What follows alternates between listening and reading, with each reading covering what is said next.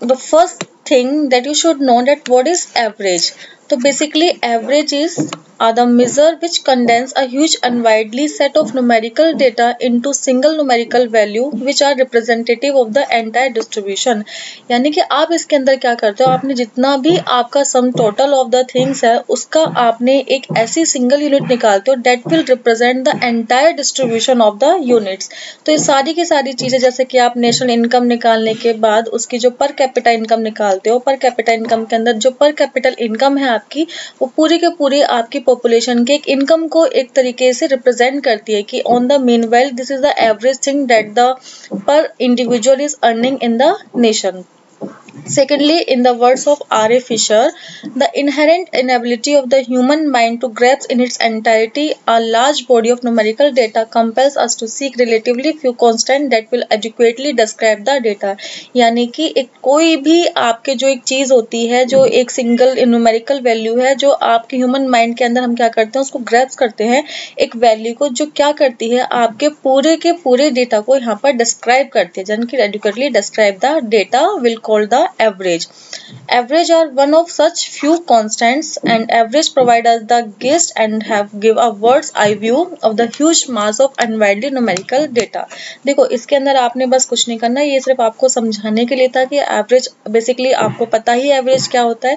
इसका जो क्वेश्चन बनेगा आपका, ये देखो, ये एवरेज एक काम करना, आप इसको बस एक रीड कर लेना, मैं आपको डायरेक्ट टॉपिक पर चलती हूँ. दैट इज योर, अच्छा ये चीजें भी हैं, चलो ठीक है. एवरेज मैंने आपको बताया कि क्या होता है, यहाँ से क्वेश्चन इसके आ जाते हैं. तो एक बार चलो देख लेते हैं इसे कि एवरेज की यहाँ पर रिक्वेसिटीज क्या होनी चाहिए, एवरेज के यहाँ पर फीचर्स क्या होनी चाहिए, किस किन चीजों को हम ध्यान रखेंगे एवरेज के अंदर जो should be there in your good average. तो first of all it should be rigidly defined. It should be rigidly defined का मतलब क्या होगा, जो भी आप एवरेज निकाल कर दोगे यहाँ पर that should be your clear and cut, बिल्कुल क्लियर होनी चाहिए. इसका मतलब उसके अंदर किसी भी चीज की यहाँ पर मिस रिप्रेजेंटेशन या फिर मैनिपुलेशन तरीके के होने के चांसेस ना हो, या फिर आपकी एक जो पॉइंट है वो आपके पूरे डेटा को क्लियरली रिप्रेजेंट करे. Your average should be like this, यानी कि it should be rigidly defined. It should be easy to understand and calculate. Obviously बात है, यहाँ पर क्या है, it should be easy to understand and calculate even for a non mathematical person. यानी कि अगर कोई बंदा मैथमेटिकल के बैकग्राउंड से नहीं भी है तो it should be easy for them as well कि they can be easily calculate the average. इतना इजी होना चाहिए कि कोई नॉन मैथमेटिकल पर्सन या फिर नॉन मैथमेटिकल बैकग्राउंड का पर्सन भी कैलकुलेट कर सके आपकी एवरेज को. यहाँ पर बेस्ड ऑन ऑल ऑब्जर्वेशंस, ये तो बिल्कुल क्लियर है. आपके जितनी भी एवरेज आपके निकलती है, आप पहले क्या करते हो, सम टोटल करते हो अपने सारे डेटे का, उसके बाद उसको नंबर ऑफ क्वांटिटी से डिवाइड कर देते हो and you will get the average. तो यहाँ पर जितनी भी ऑब्जर्वेशंस हैं वो सभी के सभी उसके अंदर इंक्लूड होती हैं. तो it is based on the all observations, तभी तो वो आपके डेटा को यहाँ पर शो कर पाएगा, तभी आप डेटा को रिप्रेजेंट कर पाएगा. अगर उसके अंदर सारी ऑब्जर्वेशंस को इंक्लूड ही नहीं करोगे तो वो आपका डेटा ही, आपकी एवरेज ही आपकी गलत आएगी यहाँ पर. तो इससे क्या होगा, यहाँ पर इंफॉर्मेशन आपकी गलत तरीके से यूज हो सकती है. तो आपकी गुड एवरेज के अंदर यहाँ पर सारी के सारी एवरेज यानी सारी के सारी ऑब्जर्वेशंस उसके अंदर ऑलरेडी इंक्लूड होनी चाहिए. Suitable for further mathematical treatment. अभी देखो इसका मतलब क्या हुआ, जैसे आपने पर कैपिटल इनकम आप निकाल लेते हो, अब जितनी भी आपकी पॉलिसीज हो गई, प्रोग्राम्स हो गए, रूल्स हो गए, योजनाएं हो गई, वो सारी जो गवर्नमेंट है वो इसके बेस पर यहाँ पर बनाती है आगे जाकर. क्योंकि भाई इतना बंदा हमारे कंपनी के अंदर हमारे नेशन के अंदर, इकोनॉमी के अंदर अर्न कर रहे हैं, तो we have to take care of this kind of person and make the all the rules, all the policies and all the programmes. तो यही चीज आपकी होगी suitable for further mathematical treatment. आपने जो यहाँ पर एवरेज निकाली है, अब आगे आप जितनी भी काम करोगे, जितनी भी मैथमेटिकल ट्रीटमेंट करोगे, उसके अंदर आपकी यही एवरेज यूज होगी. तो एवरेज आपकी इसी तरीके से होनी चाहिए कि बाद में जब आप इसको यूज करोगे मैथमेटिकल ट्रीटमेंट के अंदर, तो गलत एवरेज की वजह से आपके आगे के रिजल्ट भी गलत नहीं निकले. तो आपकी एवरेज सुटेबल होनी चाहिए ताकि आगे की इक्वेशंस भी आपकी सही हो. यहाँ पर It should be affected as little as possible by fluctuations of sampling. अभी आपने पढ़ा कि rigidly defined, तो इसका मतलब यहाँ पर ये हुआ कि इस पर ज़्यादा फर्क नहीं पड़ना चाहिए अगर कोई भी सैंपल के अंदर फ्लक्चुएशंस आती हैं। यानी कि अगर आपके छोटे छोटे फ्लक्चुएशन से आपकी एवरेज यहाँ पर इफेक्ट होती रहेगी तो ऑब्वियसली बात है आप कभी भी कोई मैथमेटिकल ट्रीटमेंट आगे कोई फर्दर प्रोग्राम्स यहाँ पर कर ही नहीं पाओगे। तो दैट इज़ द रीज़न कि यहाँ पर ये इफेक्टेड नहीं होनी चाहिए। अगर होती भी है तो at as little as possible, जितना कम हो सके उतनी कम यहाँ पर इफेक्ट होनी चाहिए। Not be affected much by extreme observations, वही चीज़ है, दोनों का मतलब आपका सेम है। यहाँ पर आपकी जो गुड एवरेज है यानी कि एवरेज है वो रिजिडली डिफाइन है, तो इसका मतलब रिजिडली रहनी भी चाहिए। यानी कि आने वाली चीज़ें या आने वाले एड ऑन डेटा करके फ्लक्चुएशन से सैंपल में कोई चीज़ें चेंजेस कर आपकी गुड एवरेज, आपकी एवरेज यहाँ पर चेंज नहीं होनी चाहिए, इफेक्ट नहीं होगी वो यहाँ पर। So these are the requisites of a good average that should be present while calculating the averages. Now here it is the main topic of this unit, that is your various measures of central tendency. 110% you will get the question, and you will get the question around 2 to 3 questions from this single topic. ये अपने आप में सारे अलग अलग topics हैं। like एक question तो इसका सिंपली बनता है यहाँ पर कि पोजिशनल एवरेजेस कौन से होते हैं, मैथमेटिकल एवरेज कौन से होते हैं, median is your positional average और मैथमेटिकल एवरेज। तो you should able to differentiate between these averages, like mean is your mathematical average and median and mode is your positional average. अब mean is further divided into 3 categories, that is your arithmetic mean, geometric mean, harmonic mean. We will study one by one. Okay, so we'll start by the arithmetic mean. Arithmetic is nothing than the average. ये आपका total average ही होता है। The things that you are calculate the average, in the same way you will calculating your arithmetic mean. यानी कि arithmetic mean of a given set of observations is their sum divided by the number of observations. This is how you calculate your average. तो इसका मतलब arithmetic mean is equal to your average. The same method being used in both the things. For example अब देखो, ये आपको बताने की need नहीं है, बच्चों वाली बातें हैं। आपने इनका टोटल किया, नंबर ऑफ आपकी जितनी भी ये क्वांटिटीज हैं आपकी 6, आपने इनको डिवाइड करके you will get the arithmetic mean and the average 15. In case of a continuous and a group frequency distribution, the value of x is taken as the mid value of the corresponding class. इसका मतलब ये हुआ कि अगर आपकी कोई भी continuous है या फिर ग्रुप फ्रिक्वेंसीज हैं, तो जो वैल्यू ऑफ x ले रहे हो वो क्या लेते हो आप, एक मिड कॉरेस्पॉन्डिंग क्लास की मिक्स, यानी कि जितना भी लेते जाओ आप आगे। x n का मतलब ही क्या है, आपके कंटिन्यूस क्लास में जितनी भी आपके इंडिविजुअली यहाँ पर आपके पास डेटा है, you have to add on the whole data.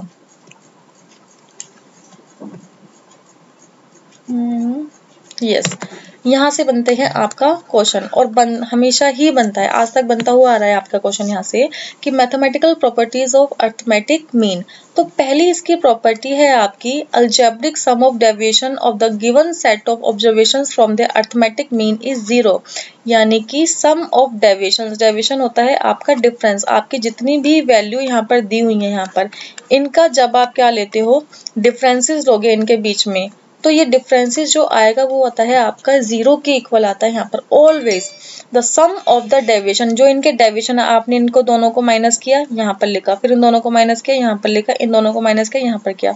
आप इनको जब यहाँ पर सम करोगे, कुछ वैल्यूज आपकी माइनस में आएंगी, कुछ आपको उनको सम तो कर ही रहे हो, तो प्लस माइनस होकर ये वैल्यू आपकी हमेशा 0 के इक्वल आती है। तो द सम ऑफ डेविएशन, यानी कि डेविएशन क्या हुआ, इन दो यूनिट्स का सम, इन दो यूनिट्स का जो आपका डेविएशन है माइनस करके जो आएगा वो रहेगा आपका डेविएशन। और इन डेविएशंस का आपने क्या करना है, बाद में सम करोगे, जब इनको ऐड करोगे, इनकी value you will get always the 0। एक और चीज, ये तो सम ऑफ डेविएशन आपकी 0 आ गई। अब जब इन सम ऑफ डेविएशन का आप स्क्वायर कर दोगे यहाँ पर, तो स्क्वायर करने के बाद क्या आएगा, आपकी ऑब्वियसली बात है जो आपकी माइनस में जो वैल्यू होगी वो आपकी ऐड हो जाएगी, अब वो आपकी पॉजिटिव बन जाएगी यहाँ पर, तो माइनस माइनस प्लस हो जाएगा आपका। तो इनके केस में जब आप इनका एडिशन करोगे तो जो वैल्यू आएगी वो आएगी हमेशा आपकी मिनिमम। यहाँ देखोगे, the sum of square of deviation of the given set of the observation is minimum. Minimum होती है अगर आप अर्थमेटिक मीन के केस में निकाल रहे हो, मैक्सिमम होगी अगर आप मीडियन के केस में निकालोगे। तो आप दोनों चीजों को ध्यान रखोगे यहाँ पर। सम ऑफ डेविएशन तो हमेशा 0 रहेंगी, लेकिन अगर आप डेविएशंस का यहाँ पर स्क्वायर कर दोगे तो मीडियन के केस में मैक्सिमम रहेगी उसकी वैल्यू, और मीन के केस में मिनिमम रहेगी उसकी value. Mean of the combined series, if we know the sizes and means of two component series, then we can we can find the mean of the resultant series obtaining on combining the given series. वही चीज है, अगर आपके पास combined series है, उसमें से आपको कुछ की वैल्यूज पता है, कुछ की वैल्यूज नहीं पता, तो आप इजीली यहाँ पर वैल्यू निकाल सकते हो बाकी रिजल्टेंट सीरीज की यहाँ पर। तो जो मेन क्वेश्चन बनता है वो आपका ये दो से बनता है आपका। थर्ड इसका क्वेश्चन बनेगा आपका affected due to change in origin, change in scale. अब नाउ ओरिजिन क्या होता है आपका, स्केल क्या होता है, जस्ट लिसन केयरफुली। ओरिजिन क्या रहेगा बेसिकली आपका, देखो ओरिजिन एंड स्केल। ओरिजिन चीजें वो होती हैं जो आपकी प्लस माइनस इसके अंदर, स्केल में आपके मल्टीप्लाई एंड योर डिवाइड। अब यहाँ पर क्या बोलता है, affected due to a change of origin and scale, यानी कि आपकी जो मीन की वैल्यू आएगी आप उसके अंदर प्लस करो, माइनस करो, डिवाइड करो, मल्टीप्लाई करो, कुछ भी करो, आपकी वैल्यू यहाँ पर चेंज हो जाएगी। यानी कि इफेक्ट होगी वो आपकी ओरिजिन से भी, यानी कि प्लस माइनस से भी इफेक्ट होगी, स्केल से भी, यानी कि मल्टीप्लाई और डिवाइड से भी आपकी इफेक्ट होगी यहाँ पर। तो मीन के केस में ये चीज आपकी ओरिजिन और स्केल दोनों से यहाँ पर क्या होती है, इफेक्ट होती है। ध्यान रखना इस चीज का, ये क्वेश्चन आता है आपका, क्योंकि ये ओरिजिन और स्केल आपका regression, coefficient, correlation, median, mode, हर किसी के अंदर ये चीज आएंगी, कौन सी चीज आपकी ओरिजिन से इफेक्ट होती है, कौन सी चीज आपकी स्केल से इफेक्ट होती है यहाँ पर। Now the merits of arithmetic mean rigidly define, आपका rigidly define होता है यहाँ पर, आप easily इसको calculate कर सकते हो। If you have all the data in your hand then you can easily calculate the arithmetic mean based on all observations। कैसे, क्योंकि इसके अंदर जितना भी डेटा होता है सभी को आप ऐड करते हो, तो सभी के ऊपर ये क्या है आपका बेस है। आगे इसकी हेल्प से एवरेज के बेस पर आप क्या करते हो, आगे की ट्रीटमेंट यहाँ पर इजीली कर पाते हो। और जो आपका अर्थमेटिक मीन है, आपके सैंपल्स में फ्लक्चुएशन होने की वजह से वो बिल्कुल लीस्ट अफेक्ट होता है, यानी कि सबसे कम, बहुत कम इफेक्ट होगा यहाँ से। और जो इसकी प्रॉपर्टी है यहाँ पर is explain by saying that arithmetic mean is stable average. Stable average कैसे, आपने यहाँ पर देखा होगा, अगर आपकी कोई अर्थमेटिक मीन या फिर किसी भी चीज का एवरेज 5 है, तो इसका अगर हम क्या करते हो, आपकी सीरीज के अंदर हम क्या करते हो, +5 करते हो आप, तो आपको पूरी एवरेज जो आपको दोबारा से निकालने की जरूरत नहीं है। आप यहाँ पर क्या करोगे, बस अपने एवरेज के अंदर प्लस कर दो, अगर मल्टीप्लाई करना है तो एवरेज के अंदर मल्टीप्लाई कर दो, आपका वही चीज बिल्कुल सेम निकल कर आएगी। तो यही एक तरीका होता है स्टेबल एवरेज। अर्थमेटिक मीन आपका स्टेबल होता है। अब स्टेबल के दो रीजन है आपके। स्टेबल क्यों है, क्योंकि जब फ्लक्चुएशन से ये इफेक्ट ही नहीं हो रहा है तो ऑब्वियस सी बात है स्टेबल ही रहेगा, क्योंकि स्टेबल अनस्टेबल कब रहेगा, जब इफेक्ट होंगे वो, बट ये तो इफेक्ट होता ही नहीं है, तो ये क्या रहा आपका स्टेबल एवरेज। तो रिजिडली डिफाइंड, रिजिडली डिफाइंड क्यों है, क्यों रिजिडली डिफाइंड, इसलिए क्योंकि ये क्या है आपका स्टेबल है, चेंज नहीं होता, फ्लक्चुएशन से चेंज नहीं होता। इजी टू कैलकुलेट, सारी ऑब्जर्वेशंस इसके अंदर आप इंक्लूड करते हो, और इसी एवरेज की हेल्प से, अर्थमेटिक मीन की हेल्प से आप क्या करते हो, आगे की जितनी भी ट्रीटमेंट्स है उनको आप में हेल्प होती है, आप इजीली कैलकुलेट यहाँ पर कर सकते हो।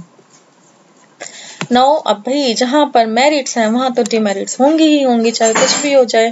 डिमेरिट सबसे पहले क्या रहेगी आपकी, very much affected by extreme observations. अगर बहुत ज्यादा लार्ज क्वांटिटीज में आपकी कुछ ऑब्जर्वेशंस हैं तो वहां पर ये इफेक्ट होती है। इफेक्ट क्यों होगी, क्योंकि हो सकता है भाई इतनी ज्यादा सीरीज में से कुछ रह जाए कैलकुलेट करना, कुछ चीज हमसे छूट जाए, क्योंकि ह्यूमन एरर है, ह्यूमन एरर तो बिल्कुल हो सकता है आपका।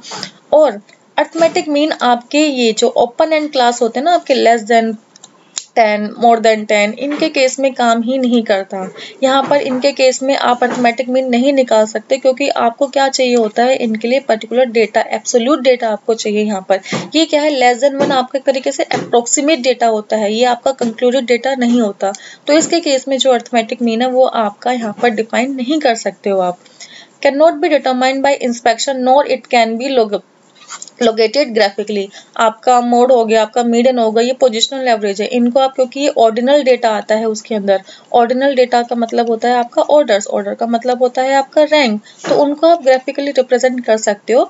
But arithmetic mean is your mathematical average, and mathematical average can not be located on a graphically base. Graphical base के ऊपर आप इसको रिप्रेजेंट यहाँ पर नहीं कर सकते हो। एक और चीज, ये इसके अंदर सिर्फ आपके क्वांटिटेटिव डेटा यूज करते हो, आप क्वालिटेटिव कैरेक्टरिस्टिक्स इसके अंदर नहीं आते हैं। क्वालिटेटिव यानी कि जो किसी चीज की क्वालिटी बताए, जैसे कि ऑनेस्टी, ब्यूटी, इंटेलिजेंस, जो मैंने कल आपको बताया था। स्टैटिस्टिक्स जैसे मैंने बताया था, स्टैटिस्टिक्स आपका किस में डील करता है, सारा का सारा क्वांटिटेटिव डेटा के अंदर, क्वालिटेटिव के अंदर स्टैटिस्टिक्स डील ही नहीं करता। इसी तरीके से अर्थमेटिक मीन जो है आपका क्वालिटेटिव डेटा के अंदर डील नहीं करता। This is only deal with the quantitative data, the data which can be numerically explained. Another demerits cannot be obtained if a single observation is missing or lost is illegible. ये मैंने बताया था कि उसमें extreme observations के अंदर अगर कोई भी डेटा आपका मिसिंग है, इलिजिबल है, लॉस्ट है, then you cannot obtain the arithmetic mean. Accurately तो बिल्कुल भी नहीं होगा यहाँ पर। Extremely skewed distribution, usually arithmetic mean is not representative of the distribution and hence it is not suitable means for a measure of location. देखो यहाँ पर जो ये वर्ड आया skewed डिस्ट्रीब्यूशन, अगर आपका कोई भी डिस्ट्रीब्यूशन बिल्कुल इक्वल हो तो इसको बोलते हो आप नॉर्मल डिस्ट्रीब्यूशन। लेकिन अगर यही डेटा आपका इस तरीके से डिस्ट्रीब्यूशन, लाइक ये इस तरीके से जा रहा है या फिर यहाँ से इस तरीके से आ रहा है, तो ये क्या होते हैं आपका अनस्क्यूड, यानी सॉरी स्क्यूड डिस्ट्रीब्यूशन। स्क्यूड का मतलब होता है कोई भी डेटा आपका प्रॉपर्ली डिवाइड नहीं है, यहाँ पर सिमेट्रिकल नहीं है, असिमेट्रिकल है आपका। तो अर्थमेटिक मीन क्या होता है, बेसिकली आपका असिमेट्रिकल डिस्ट्रीब्यूशन होता है। एंड और असिमेट्रिकल डिस्ट्रीब्यूशन है अगर आपका, तो उसमें क्या रहेगा, आप उस अर्थमेटिक मीन को आगे रिप्रेजेंट नहीं कर सकते, क्योंकि जब वो डेटा खुद अकॉर्डिंगली खुद में ही वो स्क्यूड है, तो वो आगे हम उसको कैसे रिप्रेजेंट कर सकता है वो अपने डेटा को यहाँ पर। तो अर्थमेटिक मीन जो होगा वो क्या करेगा, कई बार आपको रॉन्ग कंक्लूजन्स दे देगा अगर आपकी जो डिटेल आपने उसको निकालते टाइम यूज की है अगर वो ही गलत हुई। अगर आप डेटा यहाँ पर डेटा ही गलत ले रहे हो तो ऑब्वियस सी बात है आपका जो एवरेज निकल के आएगा वो भी गलत निकल के आएगा यहाँ पर। तो wrong data, wrong conclusion, wrong arithmetical progression, wrong आगे जितने भी फर्दर ट्रीटमेंट करोगे वो भी सारी रॉन्ग। तो सब कुछ आपका गलत गलत गलत होता जाएगा, क्योंकि अर्थमेटिक मीन आपका एक तरीके का बेस होता है आपकी अर्थमेटिकल प्रोग्रेशन के लिए यहाँ पर।